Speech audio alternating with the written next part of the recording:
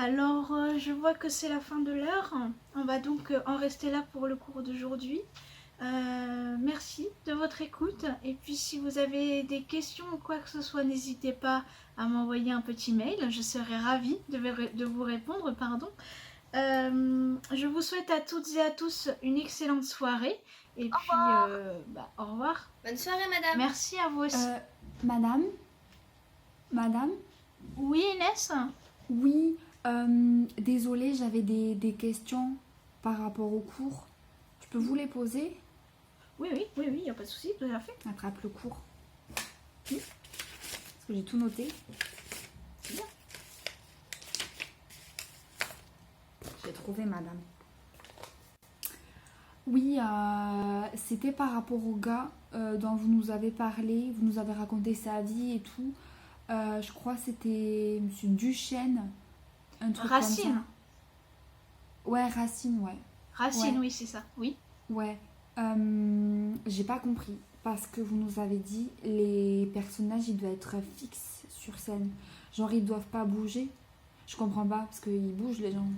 Alors, comme vous le savez certainement, sur scène, les personnages sont incarnés par des acteurs, des comédiens.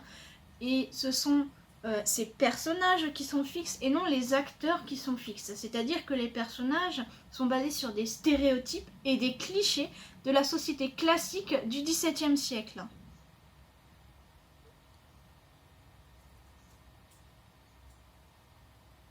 D'accord. Ok. D'accord. Et vous avez dit un autre truc. Les gens, ils doivent être polis sur scène. Mais j'ai pas compris. Ils doivent être polis, se dire bonjour, mais ça c'est normal en fait. Je comprends pas. Alors oui, effectivement, la bienséance, c'est un mot polysémique, donc il y a plusieurs sens. Et au théâtre, la bienséance, ce n'est pas la politesse, mais c'est plutôt le fait de ne pas choquer le spectateur en mettant par exemple du sang partout sur la scène.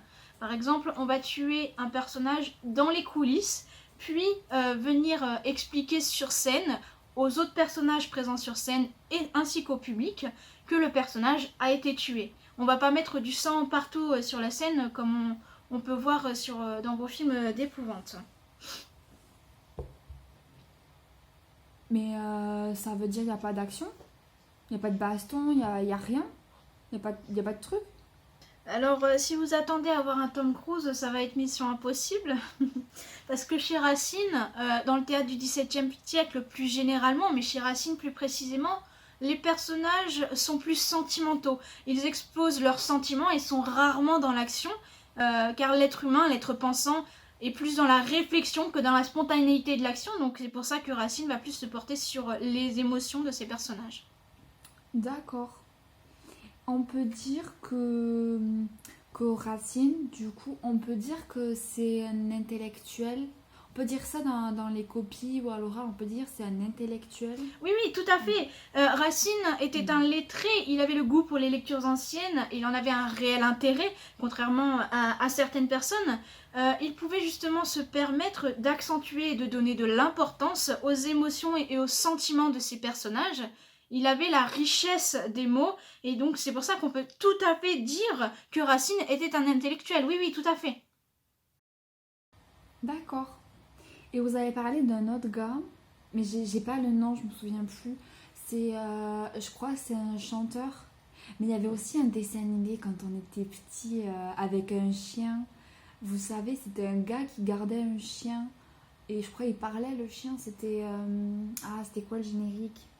Genre. Bernie. Corneille! C'était Corneille! Vous avez parlé de Corneille. J'aimais trop ce dessin animé quand on était petit. Vous connaissez? Alors, je connais pas le même Corneille que vous, je suis pas du tout cette pop culture dont vous parlez, mais le Corneille dont je vous ai parlé tout à l'heure en cours, c'est avant tout un auteur et un dramaturge du XVIIe siècle, du même siècle que Racine justement, c'est pour ça que je l'ai abordé, et j'ai justement abordé le fait que Racine s'inspire grandement de la manière d'écrire de Corneille, à la seule différence bien sûr, c'est que Racine, lui, va plus accentuer les émotions et les sentiments de ses personnages. Il va plutôt être dans l'excès, contrairement à Corneille, qui lui va plutôt se préoccuper des répercussions que provoquent les émotions et les sentiments chez le lecteur et chez le spectateur. Racine va plus être justement dans les émotions et Corneille plutôt sur les répercussions. Ok.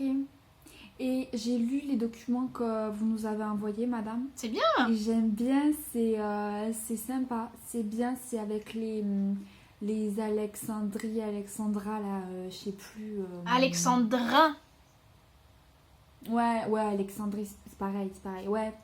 Et... C'est pas tout à fait pareil, hein. On n'est pas chez Claude François. Hein. Ouais, mais c'est pour la mémoire, madame.